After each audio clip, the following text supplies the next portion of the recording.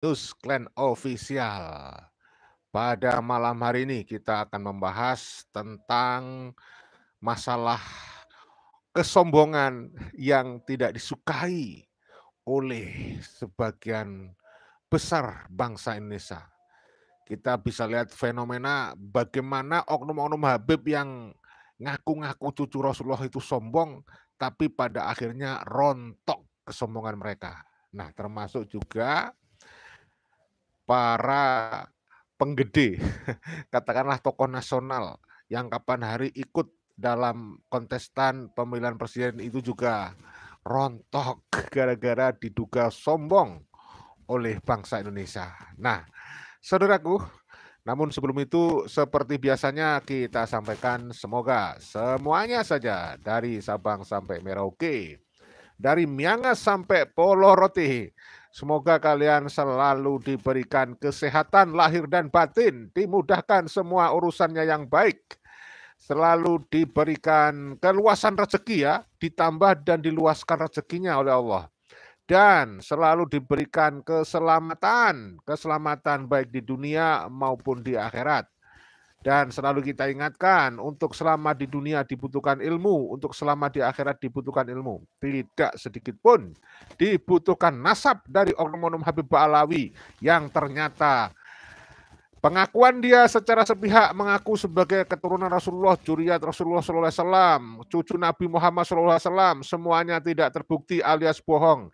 Nipu mereka itu kepada bangsa Indonesia atas warisan kebohongan dari datuk-datuk mereka yang dimulai dari Habib Ali Sakron. Oleh karena itu kita dengan tegas ya menyatakan Pak Alawi itu bukan keturunan Rasulullah.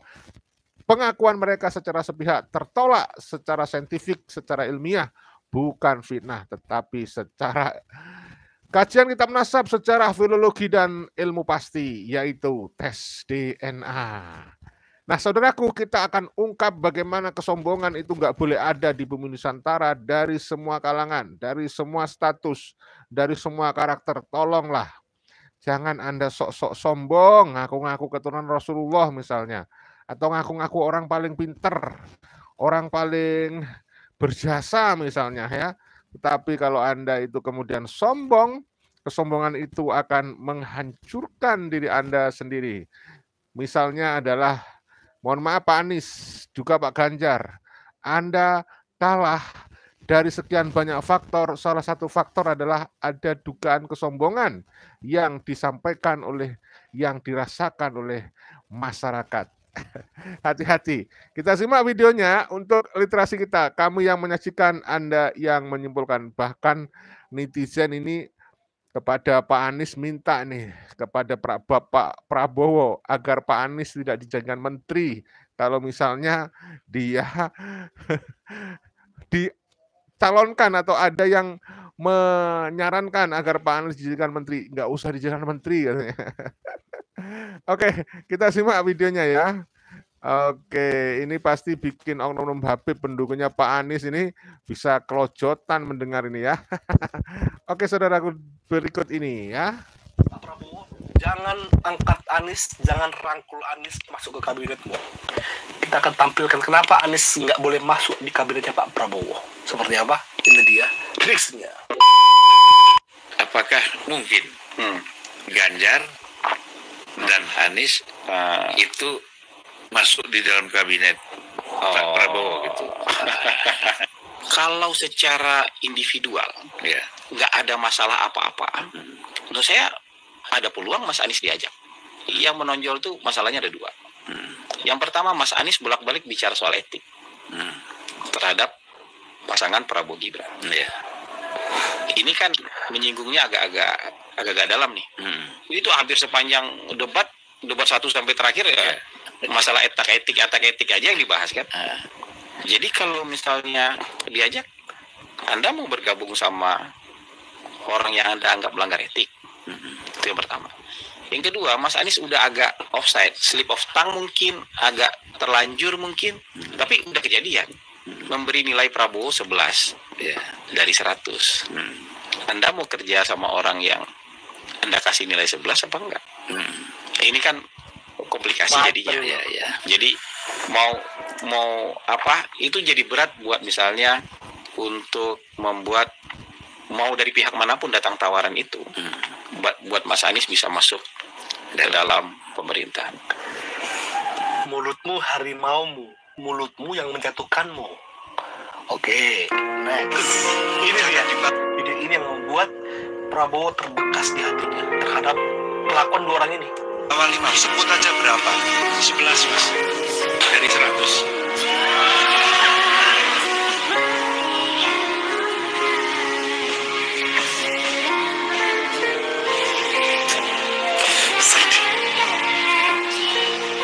Semangat Pak Bowo.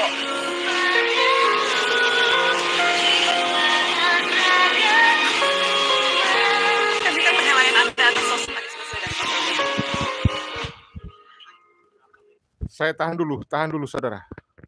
Masya Allah, terus terang saya ketika Pak Prabowo diberi skor 11, Masya Allah, hati saya itu ikut gemetaran. Saya terus terang berkaca-kaca mata saya itu. Keterlaluan buat saya itu. Itu kesombongan yang tak terkirakan itu buat saya. Masya Allah, jadi saya kemudian menyadari ini akan blunder ini. Ini akan banyak orang yang tersakiti hatinya ini, ya. Dan nyatanya kalian bisa lihat faktanya sekarang, ya. Masya Allah, kalian bisa lihat mimiknya Pak Prabowo, ya. Tentu akan dirasakan oleh rakyat Indonesia kala itu. Ini menolak lomba. Ini kita tidak bermaksud merendahkan siapapun atau ingin mengadu domba, tapi ini sudah menjadi bagian sejarah, ya, yang kita bisa ambil hikmahnya, ya. Kita ambil hikmahnya, kita petik hikmahnya. Jangan sampai ada lagi orang-orang yang sok-sokan sombong merasa lebih hebat daripada yang lainnya. Padahal ada yang lebih maha hebat, yaitu Allah, Tuhan Yang Maha Esa. Segala sesuatu itu tanpa izin Allah nggak akan mungkin terjadi kan? Sehingga kita nggak perlulah sombong-sombongan. Ya, kalau merasa lebih, maka kalian sendiri nanti akan blunder jadinya seperti ini ya. Coba kita lanjutkan saudara. Ya Allah.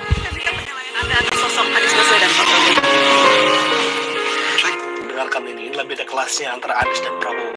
Kira bukan apa ya, bukan wewenang saya atau kemudian saya untuk menilai. Itu kan rakyat yang akan menilai.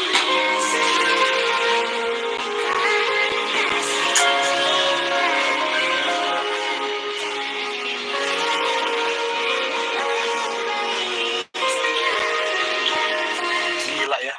Udah kayak diadopsi. Ada video sebelumnya yang akan di-upload kan. Udah seperti diadopsi. Seperti ular lah ya. Makanya jangan pernah mau melihara ular. Dari bayi kamu pelihara, sudah gede mencatok kamu. 11 dari 100, gila situ. Saya sedih sekali kemarin di Jakarta dikasih nilai rendah. Saya dikasih nilai 11 dari 100.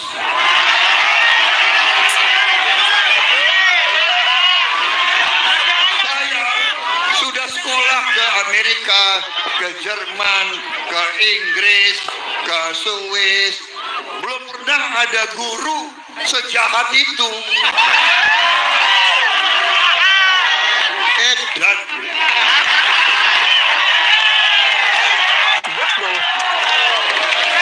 Ini gila sih, fenomena yang gila. Gila ngasih nilai 11 dari 100. 1,1 itu berarti. Saudara-saudara, kalau di sekolah 5 udah merah. Iya. 4 apalagi. Aduh, aku hanya dikasih 1,1.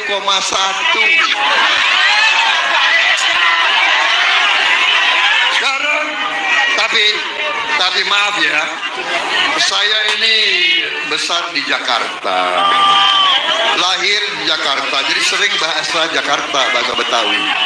Saya mau sebetulnya jawab di situ ya. Emangnya lo siapa?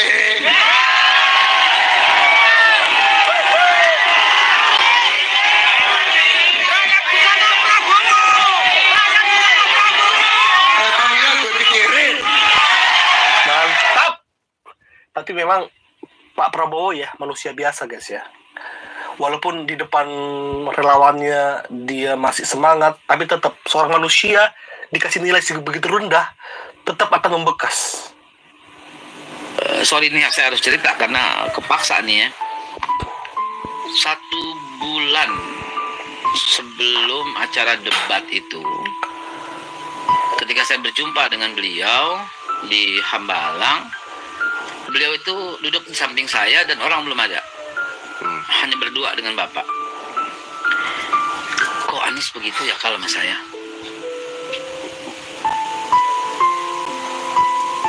Saya berani megang Al-Quran untuk bersumpah. Iyalah Pak. Padahal kan nanti kita pasti dia akan bergabung juga kan.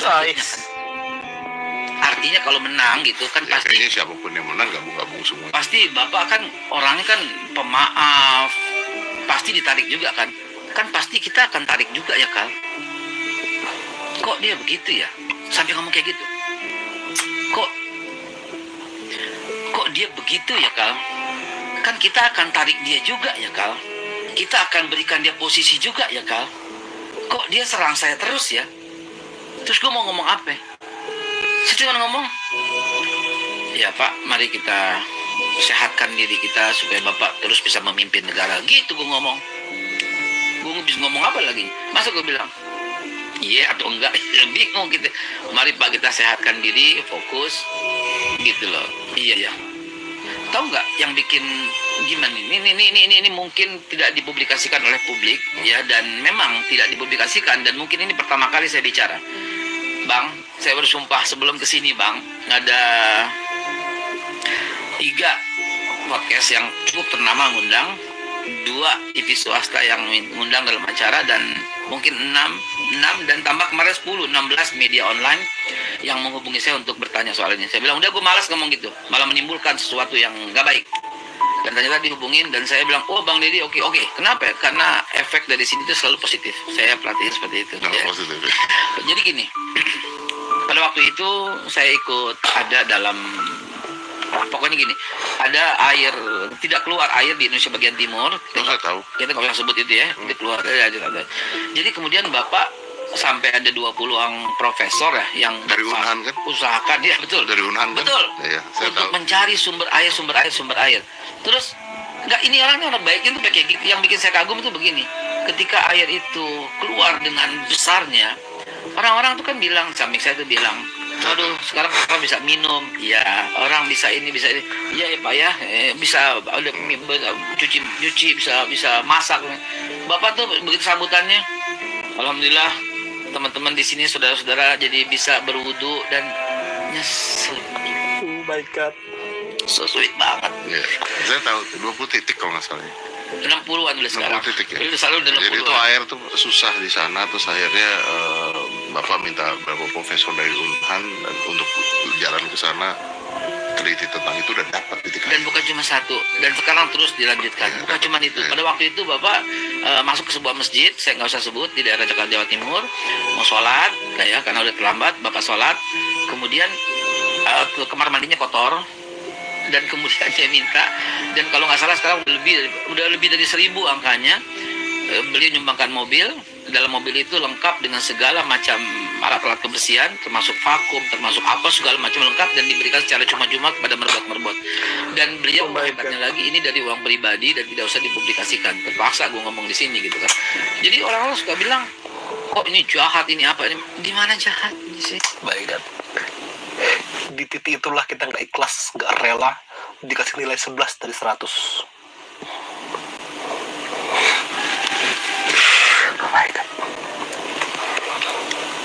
Lalu bagaimana kalau kemudian seseorang yang sudah... Ini efeknya. Pak Prabowo sebagai Menteri Pertahanan dikasih nilai seperti itu juga akan merambat ke semua di bawahnya gitu loh. Dalam TNI, Angkatan Laut, Udara, semuanya akan terkena dampak ini. Memerintah dalam pengertian memimpin sebuah kementerian hampir 5 tahun, kemudian itu dinilai 5 sama dengan tidak lulus, artinya adalah kita semua gagal dalam menjaga kedaulatan. Bang Karni, beberapa perwira tinggi TNI itu sampai kemudian mengirim WA ke saya. dia bilang, ini sama saja tidak menghargai apa yang dilakukan Mabes TNI, Mabes Angkatan Darat, Mabes Angkatan Laut, dan Mabes Angkatan Udara. Karena Kementerian Pertahanan itu tugasnya membangun kekuatan.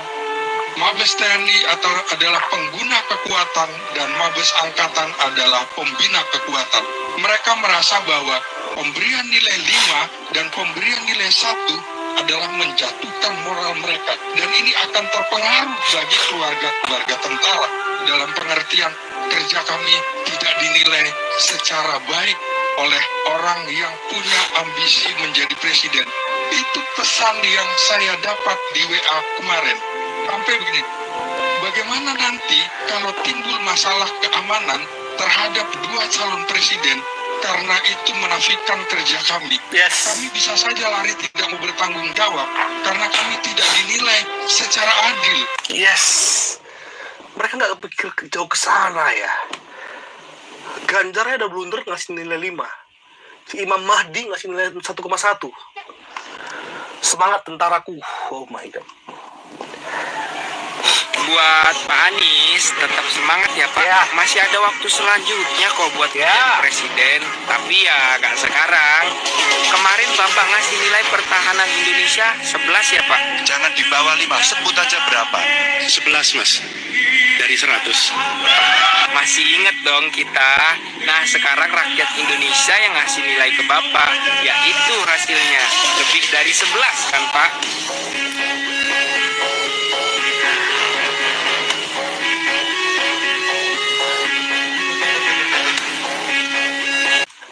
Ada yang jong loh di pemilihannya Anies. Rakyat yang menilaimu Anies. Nah, ini ingin ngasih tahu kepada Pak Prabowo, kenapa Anies nggak boleh diangkat menjadi bagian dari pemerintah? 1, dia nggak bisa kerja. Ini adalah ucapan dari pengemudi online di Jakarta. Oh, dengerin ya. Restorannya. Yang ngelebarin itu siapa Pak? Yang lebarnya apa? Yang ini apa? Yang nyabutin. Enggak, yang trotoar dilebar-lebarin kayak gini. Anis. Oh alah. Bener Anis. Dulu yang lebarin jalan ini Bang Yos. Oh alah. Yang ngecilin Anis. Diambil lagi jalur sepeda ini. Mendingan kalau ini nggak ada patoknya. Iya, dikasih patok lagi. Masih patok lagi itu semua itu. Tambah macet deh. Kacau dia itu. Proyeknya kacau dia. Program-programnya kacau. Yes. Sumur orang pada jatuh. Duruk lagi. Jalur sepeda dipatok-patok, cabutin lagi. Banyak yang komplain orang. Nggak jelas itu. Pak Anies. Tapi kan nyalon jadi presiden. Ya, supir online, khusus supir online. Kalau yang milih Anies matanya buta. Nganteng loh. Khusus supir online Mas, bukan Mas ya. Ini khusus supir online. Kalau yang milih Anies matanya buta. Itu aja. Orang nyari duit saya. Dari 2016 waktu belum ada jalur sepeda tuh belum pernah namanya nombok tuh Mas. Sampai numpuk Pak ya. Iya sedih banget saya begini sampai hunting istri saya jual tuh bela-belain mobil setoran Mas biar nggak ditarik mobil. Ini omong saya nih beneran ini saya nggak bohong Mas. Ini video untuk Pak Prabowo dan seluruh timnya. Jangan angkat Anies jadi bagian dari pemerintah. Karena kami udah terlanjur sakit oleh tingkah laku dia kepada Pak Prabowo. Ya minimal demi pemilihmu ya Pak Prabowo, demi orang yang memilih kamu, orang yang mendukung kamu, jangan pilih Anies, si Imam Mahdi masuk ke pemerintahan. Udah nggak bisa kerja, bisa cuma berdebat doang. Ya, itulah ciri-ciri Anies sang Imam Mahdi. Thank you guys. Bye-bye. Oh, luar biasa ya. Masyarakat kita itu kritis, cerdas-cerdas. Sudah bisa memilih ya, mana yang baik hati dan perilakunya. Jadi saudaraku, ini buat pelajaran ya, buat kita semuanya. Jangan sekali-kali jadi orang itu sombong gitu ya. Ya, kalau ada kepentingan pun, kita harus seobjektif mungkin. Saya katakan seobjektif mungkin dalam memberikan penilaian kepada orang lain gitu. Jangan seenaknya demi supaya terangkat lalu menjatuhkan. Janganlah. Kalau ingin mendapat nilai bagus, kenapa kalian nggak mengangkat bareng-bareng gitu, biar bagus semua gitu loh. Masyarakat juga cerdas gitu. ya. Nah, ini ada berita lagi nih yang harus kita sampaikan ke Anda, saudara. Nah, 90% masyarakat Indonesia itu setuju putusan KPU, saudara. Ya. Nah, ini kita sampaikan bunuh diri ala Ganjar dan Anies. Ternyata 90% masyarakat kita itu memang setuju, ya. Pak Prabowo setuju kepada KPU yang sudah kalian tahu sendiri keputusannya, ya. Kita simak sendiri. Sekarang kita simak nih. Sebentar. Masih ada yang mau lewat, ya.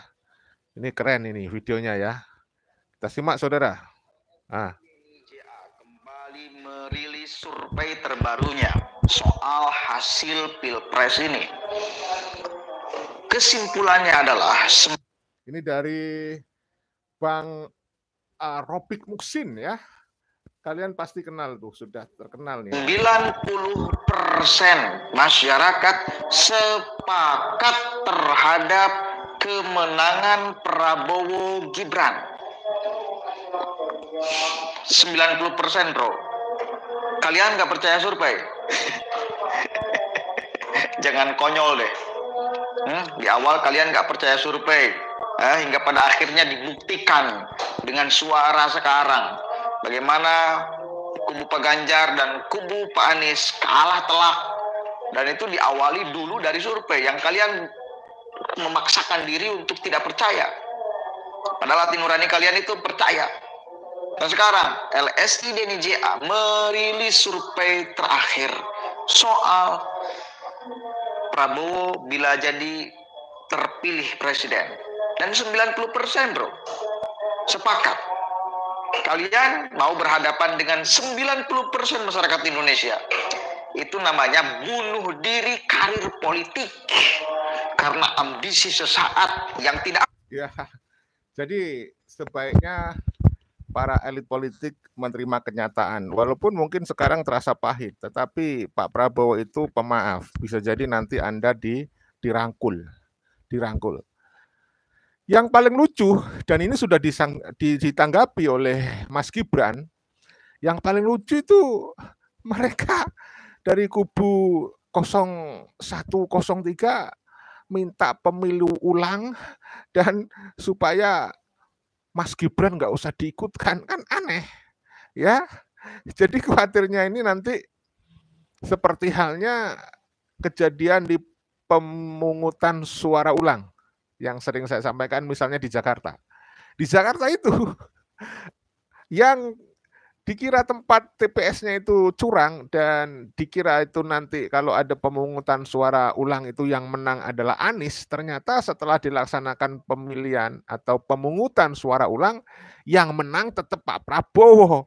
Dan yang paling unik ada suara yang justru kemenangan Pak Prabowo ini lebih besar lagi gitu loh. Jadi kemenangan Pak Prabowo justru lebih besar lagi di pemungutan suara ulang itu. Kan luar biasa. Maka, tapi saya tidak berharap ada pemilu ulang ya. Ya, mudah-mudahan karena ini sudah benar-benar walaupun ada dugaan kecurangan itu tidak signifikan dan tidak layak digunakan untuk membatalkan hasil pemilu kemarin. Saudaraku, seandainya misalkan ada pemilu ulang gitu, saya yakin seperti halnya sampel-sampel di TPS yang sudah dilakukan pemungutan suara ulang di Jakarta itu. Nanti bisa-bisa suaranya Pak Prabowo itu jadi 90%. Nah, apa nggak tambah malu itu kubu 01, kubu 03. Nah, sebaiknya legowo saja menerima keputusan KPU. Jadi saudaraku, tidak menutup kemungkinan kalau diadakan pemilu ulang, itu suara Pak Prabowo dan Mas Gibran malah meningkat. Kenapa? Karena ada kekecewaan rakyat terhadap perilaku karakter sombong. Ya, itu loh. Jadi ini pelajaran buat kita. Jadi itu ya, jadi jangan optimis dulu, bangga dulu gitu. Nanti kalau ada pemilu ulang itu menang gitu. Bisa jadi malah semakin nyungsep. Ya. Karena sudah ada sampel-sampel di beberapa TPS yang sudah melakukan pemungutan suara ulang, itu justru suara Pak Prabowo itu ada yang meningkat. Ya, artinya apa? Masyarakat bisa berubah pikiran, semakin cinta kepada Pak Prabowo karena terus-terusan dicaci maki, terus-terusan dihinakan. Nah, maka bisa jadi ini sebuah hal yang berdampak positif kepada Pak Prabowo. Nah, maka kita ingatkan kepada kubu 01, kubu 03, hati-hati loh ya. Hati-hati. Karena ambisi sesaat yang tidak akan membuahkan hasil. Coba kita baca dulu nih hasil surveinya.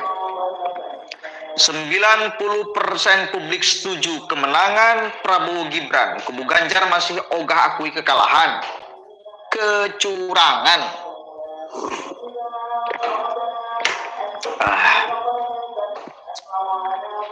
Kita coba nih baca ya. LSI Denny JA mengungkapkan bahwa sebanyak 90% publik menerima kemenangan Prabowo Gibran di pemilu presiden 2024. Meski begitu, laporan gugatan tengah berlangsung di Mahkamah Konstitusi. Capres Ganjar Mahfud dan Capres Anies Mohaimin belum bisa menerima kekalahan di Pilpres 2024. LSI mengungkapkan bahwa hasil survei ini kepada responden. Ini pertanyaannya nih.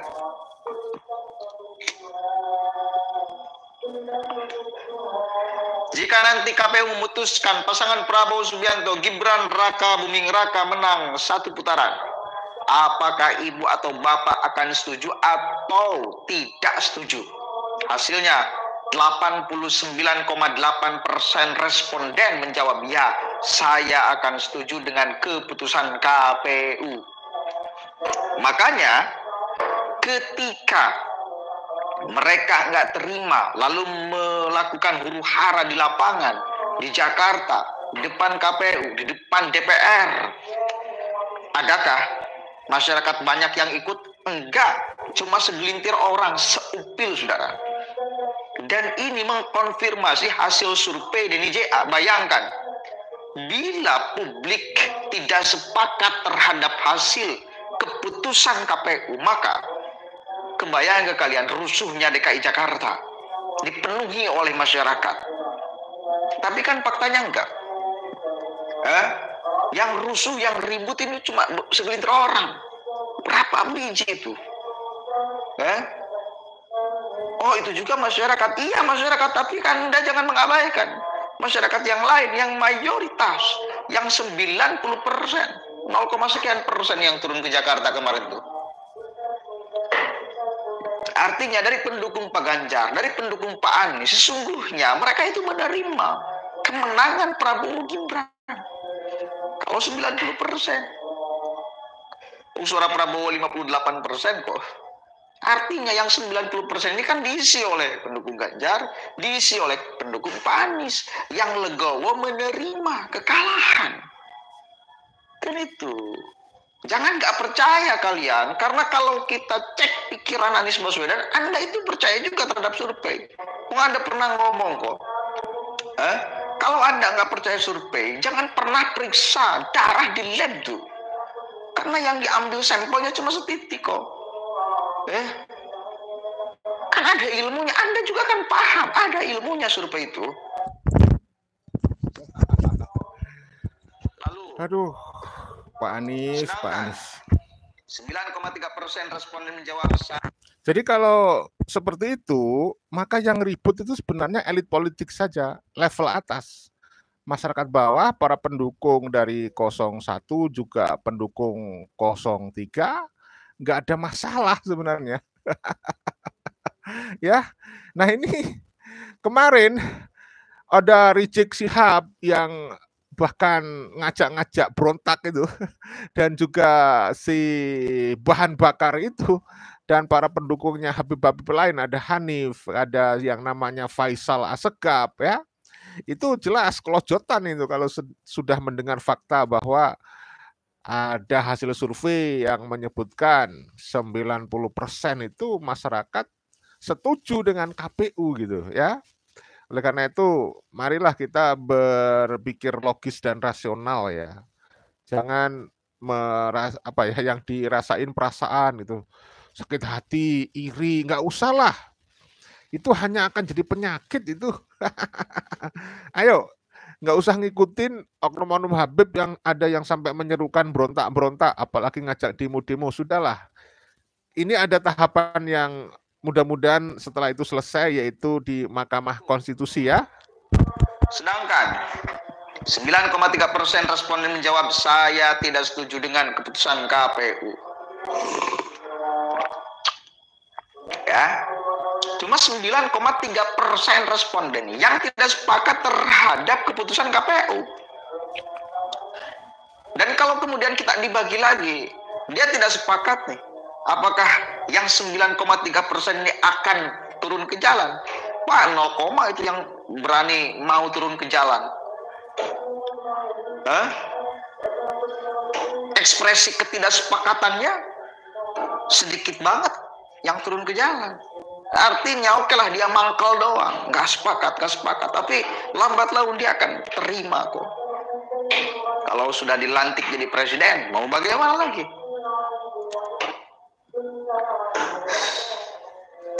Kemudian, memang ada sekitar hampir 10%, 9,3% yang tidak percaya atau tidak setuju dengan keputusan KPU. Tapi ada yang lebih besar, hampir 90%, yakni 89,8% yang akan setuju dengan keputusan KPU. Kemudian, dilihat dari basis pilihan calon presiden dan calon wakil presiden, responden yang memilih Prabowo Gibran paling banyak setuju dengan keputusan KPU. Namun ada juga pemilih Prabowo Gibran yang tidak setuju. Sementara itu responden pemilih Anies Baswedan Muhaimin Iskandar paling banyak menyatakan ketidaksetujuan. Kubu Ganjar Mahfud belum bisa menerima penetapan kemenangan Prabowo Gibran Pilpres 2024. Prabowo Gibran telah memperoleh sebanyak 96 juta sekian suara di Pilpres 2024, namun pihak Ganjar Mahfud sedang melakukan gugatan di Mahkamah Konstitusi. Yang paling banyak tidak sepakatnya pendukung Anies Baswedan. Ya itu pun kan berarti tidak semuanya, cuma yang fanatik-fanatiknya aja tuh.